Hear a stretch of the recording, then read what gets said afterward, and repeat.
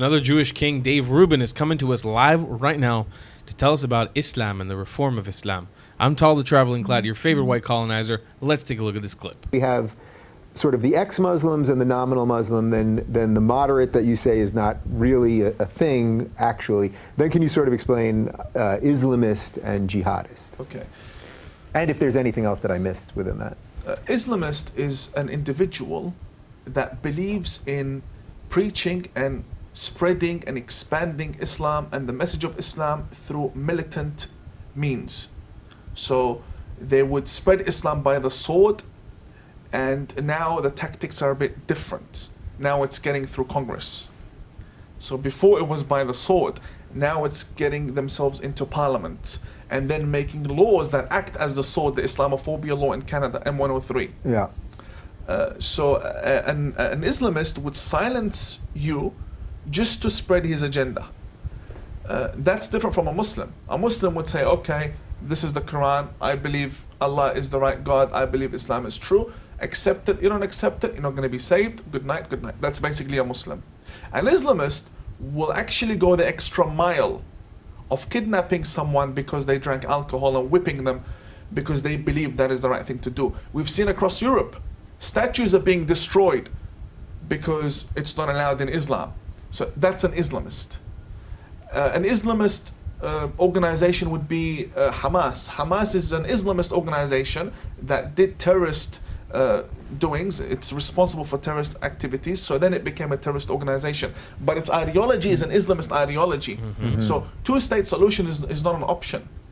They need to be eliminated because our message is the right one.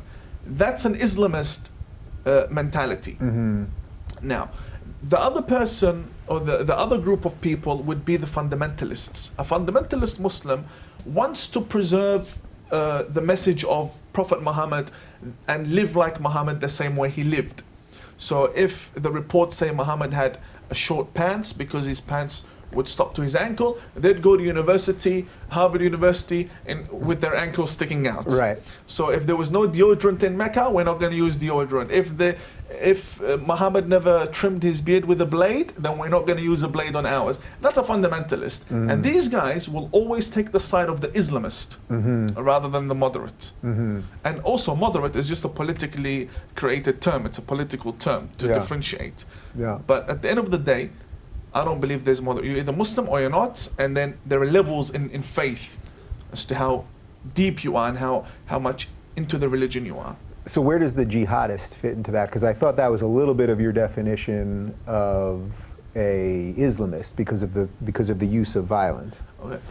The Islamist isn't always a jihadist. Mm-hmm. An Islamist can be someone who believes in the ideology of spreading Islam by violence, who believes that's the right way, that's how religion should develop, but they don't actually go and fight. You know who these people are? The majority of the Imams. Yeah.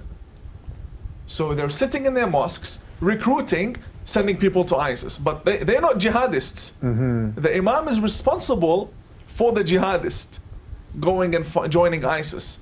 So he's an Islamist, and he would send the Islamist congregation to then become jihadists. So this is when people talk about the radicalization that's happening in mosques in the West, you believe that to be a real thing?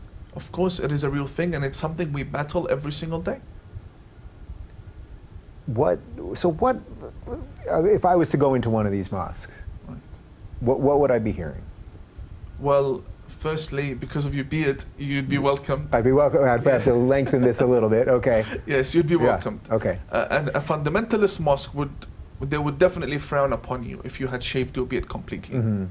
So beard, you'd be welcome. But So if you don't have a beard, you actually can't even go in. no, probably. you can. They'll just tell you why. What's wrong? Are you a woman? Yeah. Are you a Jew? Why? Because the reports say that the Jews that came to fight Muhammad had no beards on. It was a sign of going to war. In Arabia, the sign of going to war would be to shave your head. Mm-hmm. The Jews in Arabia would shave their beards so that you can tell who is who in the battle. Jesus. So Jesus. yeah. So the Muslims kept their beards. Yeah. Okay. Okay. Right. So it's not a crime. I mean, there are many reformers who don't have beards. It's no big deal. Many Okay, Muslims don't. I grow this out. It's a week from now. I say to you, Let's go. Imam, get me to one of these mosques. I Okay. want to know what's going on. Yeah. I walk in with you, let's say. On a Friday prayer. Yeah. Yeah. Well, just tell me what is actually being spoke of that is the place from where it goes from an Islamist ideology to a fundamentalist ideology. Well, what are people hearing? Okay, Basically? well, firstly, it depends on the speaker. It depends on the imam. Of course. There are Islamist imams who say in closed circles what they will not say on the pulpit because of the laws in the West. And then there are imams who would go on there and say things nobody could ever imagine would ever be said. In the history of Islam on the pulpit, they would just say it. So there are two... In the West. In the Some West, of them are yeah. doing this in the West. I mean, In we the see West. this out of Canada a lot. Yeah. Just these incredibly awful things that people that they're saying. Memory has a wonderful archive Yeah. of all of these issues. YouTube is another great source. And the issue is, the mosque records the imam and uploads it on YouTube. So it's nothing being discovered. They know that the world is going to react this way, and they still continue to produce this content. And now they're speaking in English, which makes my job a lot easier because I have to translate sometimes, but now they're just saying it in English.